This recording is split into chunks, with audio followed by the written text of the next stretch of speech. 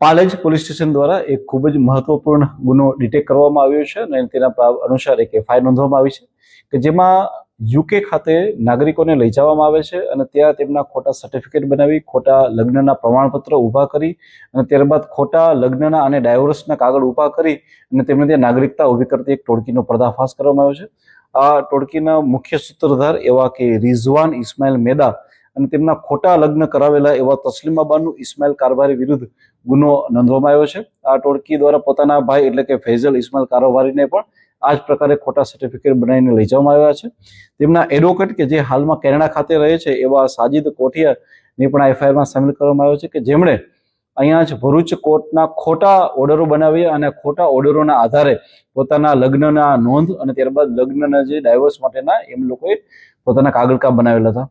આ ટોળકીને વિરુદ્ધ ગુનો રજીસ્ટર કરવામાં આવ્યો છે। સાથે સાથે બ્રિટિશ હાઈ કમિશન અને એની એમ્બેસીને પણ પ્રોપર ચેનલ મારફતે આની જાણ કરવામાં આવશે અને આ ટોળકી આ સિવાય પણ જો કોઈ પણ જગ્યાએ આખા જિલ્લામાં કોઈ આવા ગુના આચરેલા હશે તો તેની પણ હાલમાં જે છે એ પૂછપરછ અને ત્યારબાદ છે એની આગળની કાર્યવાહી કાયદેસરની ચાલુ છે। Thank you.